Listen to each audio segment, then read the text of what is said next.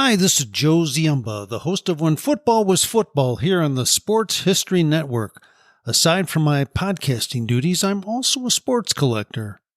And as such, I'm very pleased to share the exciting news that the Sports History Network has partnered with Rochester Sports Autographs, the largest JSA authenticated autograph distributor in the United States, where you can get deals on over 30,000 autograph sports collectibles. So as a collector, I was very pleased when I visited the site of Rochester Sports Autographs. The massive inventory is easy to search, carefully documented, and visually appealing. The options seem limitless, whether you're looking for an autographed baseball, signed football helmets, or basketball jerseys, among thousands of others.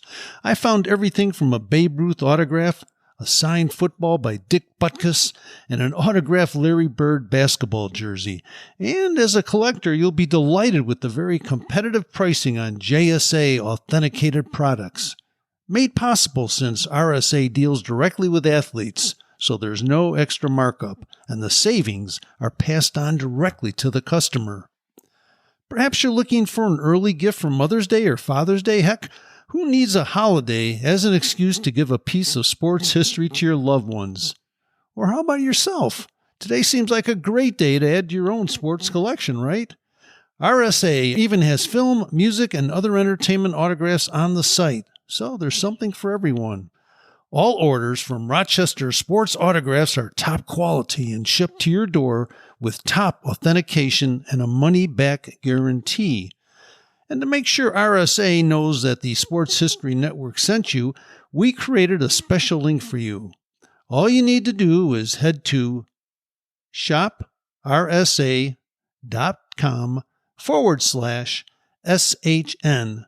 That's shoprsa.com/SHN to get your own piece of sports history today.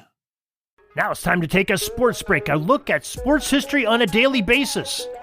Hello, my friends of sports history. This is Darren Hayes of the Sports Jersey Dispatch podcast. Welcome once again to the Pig Pen, your place for all things great in sports history. And welcome to your sports break as we go through the May 5th celebration of sports histories and Hall of Fame birthdays for sports on this day. And before we do, let's make sure that you're aware of our newsletter. It comes out each and every day about 6:30 a.m., has some great sports history in it, some events that are happening on PigskinDispatch.com and JerseyDispatch.com, as well as our podcast, YouTube channels, and many items that come on the Sports History Network as well. So before we get into that, I just want to make sure you're aware of that. You can sign up by going to the show notes of this podcast or at the top of PigskinDispatch.com or JerseyDispatch.com. Totally free, cancel it at any time. Now, let's get into this history of May 5th because we have some great people and events to talk about. We're going to start off in Pigskin Dispatch in the realm of football and some Hall of Fame birthdays. And the College Football Hall of Famer that was born on May 5th, 1927 in Newark, New Jersey is Al DeRogatis. Now, he was a center and a tackle that played for the Duke University Blue Devils from 1945 to 1948. He was a special player. He's an All-American at Duke University in 1948, and he was honored with induction in the College Football Hall of Fame in 1986. He ended up having a very promising pro career as he made All-Pro with the New York Giants in 1951. But an unfortunate ankle injury at the age of 25 derailed his football career. Never quite got football out of his blood, though. He became a broadcaster at the radio station WNEW in Newark in 1960, and later in 1966 moved to NBC TV as part of Kurt Gowdy television show crew that eventually did Pro Football Games of the Week and College Bowl games as well. Another Football Hall of Famer. This one was born May 5th, 1941 in Pine River, Minnesota. He was Oregon State's quarterback from 1960 to 1962. His name was Terry Baker, and what an athlete this gentleman was. He ended up winning the Heisman Trophy. As a matter of fact, he was the first player from a Western school, a West Coast school, that won the Heisman, Maxwell Award, Scholarship Athlete Award, and a National Football Foundation and Sports Illustrated Sportsman of the Year Award, all in the same year. He's the only player to ever do that. Now, 1962 was extremely special one as he won the Liberty Bowl's Most Valuable Player Award as his 99-yard run was the only score in a 6-0 victory for Oregon State that day over Villanova. Now, his collegiate football records are celebrated in College Football Hall of Fame after his induction in 1982. And when school was done, the Los Angeles Rams made the brilliant young quarterback the first player selected in the collegiate draft. He played 3 seasons for the Rams and 1 season in the Canadian Football League. Another birthday, Tony Canadeo, born May 5th, 1919 in Chicago, Illinois. He was a swift halfback from Gonzaga. Now, Tony was often referred to in his college days as the gray ghost of Gonzaga. Now, Canadeo ended up signing with the Green Bay Packers as a two-way star, and a Pro Football Hall of Fame tells us that as an offensive weapon, he averaged 75 yards of total production per game in the span of 116 games. Think about that for a moment. Very productive. Pro Football Hall of Fame enshrined Tony Canadeo in 1974. And we have one more Football Hall of Famer. This gentleman was named Bob Westfall. He was born May 5th, 1919 in Hamtramck, Michigan. He was Michigan's University's great tackle from 1939 to 1941. Now, according to footballfoundation.org bio, Bob was the starting fullback in every Michigan game from 1939 through 1941, and he had that famous Michigan backfield along with Tom Harmon, Forrest Ivashki, and Paul Kramer, and Westfall was that fourth man in the backfield. Westfall's career yards in 3 seasons was 1,864. It's amazing he even got the ball at all with the talented backfield like that, so you know he had to be good. And that record lasted as a fullback for 30 years, that yardage, and he received the great honor of being included and inducted in the College Football Hall of Fame in 1987. Now, the football does not stop there, because we have great pieces here, and this is actually covers over in the baseball realm too, but the construction began on Yankee Stadium May 5th, 1922 in the Bronx, New York. Now, there are 10 notable gridiron games that were played at this Major League Baseball stadium, and we have all 10 listed on pigskindispatch.com with a little bio on each of them. I think it'd be great to listen to them. We also have some great rules from the 19th century on May 5th when they took action in 1886 and 1888. I'll let you enjoy those on pigskindispatch.com. So let's go on in our May 5th journey, though, and let's talk about some great events that happen on May 5th. Now, there's no Baseball Hall of Famers or Basketball Hall of Fame or Hockey Hall of Fame members that were born on May 5th that we are aware of. If somebody has one that we missed, please let us know, pigskindispatch@gmail.com. But we do have some great events that happened. May 5th, 1904, and did you ever wonder how you get your name on an iconic award? Well, this next story is a great step towards doing just that, because a legendary pitcher named Cy Young tossed the first perfect game in modern baseball history as he and the Boston Americans teammates blanked the Philadelphia Athletics by the score of 3-0. On May 5th, 1917, St. Louis Browns pitcher Ernie Koob tossed a no-hitter against the opponent, the Chicago White Sox, in a 1-0 whitewash at Sportsman's Park in Illinois. And on May 5th, 1925, the Detroit Tigers, Mr. Everything, and center fielder Ty Cobb went on an outstanding 6-for-6 at the plate with 4 runs, 5 RBIs, and 16 TBs in a Tigers 14-8 win over the Browns at Sportsman's Park in St. Louis. Now, that's not all. We got some more baseball coming up in a moment.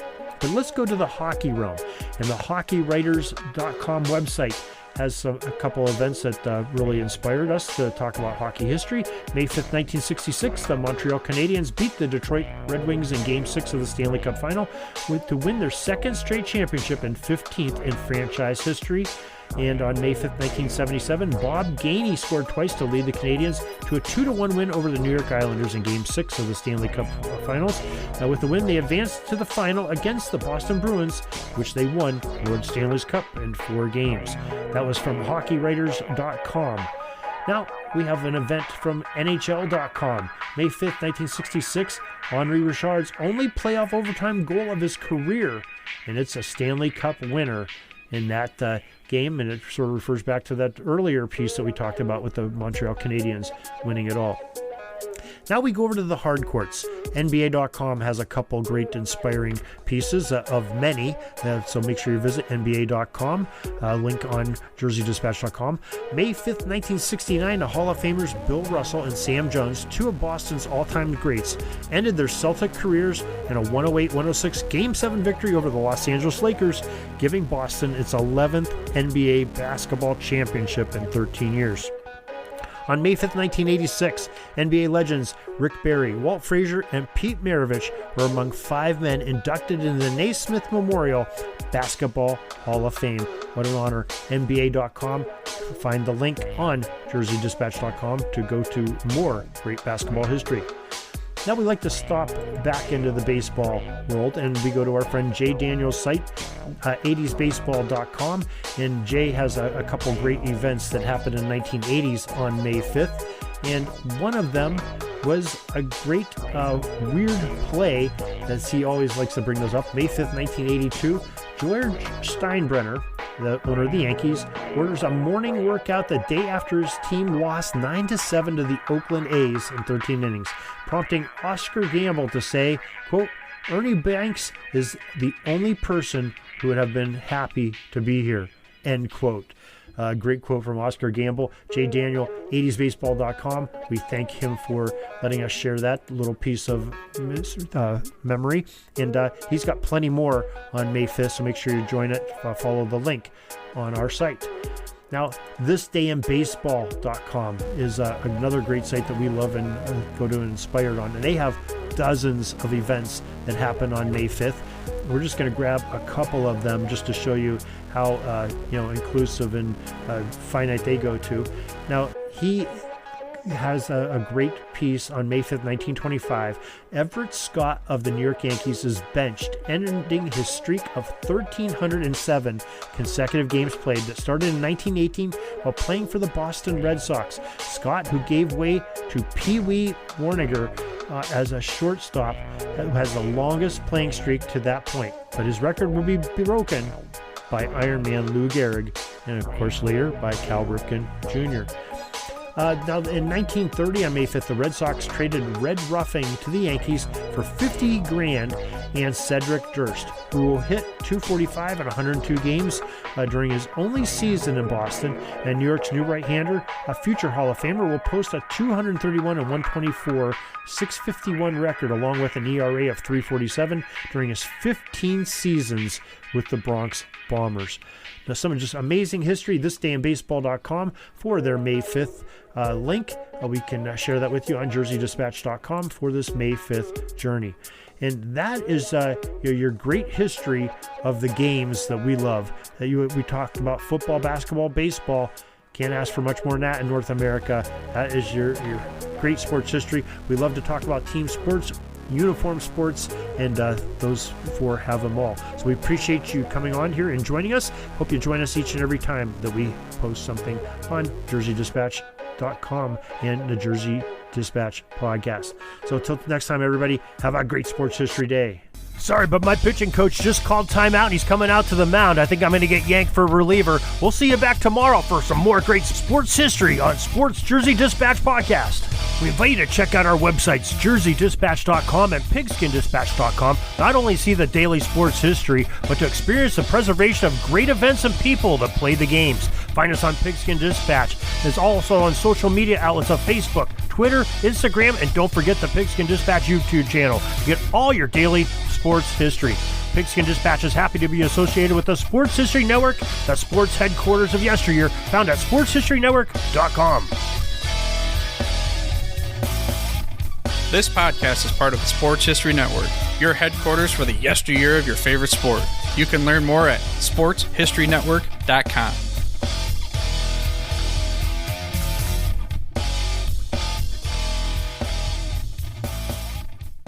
Hi, this is Joe Ziemba, the host of When Football Was Football, here on the Sports History Network.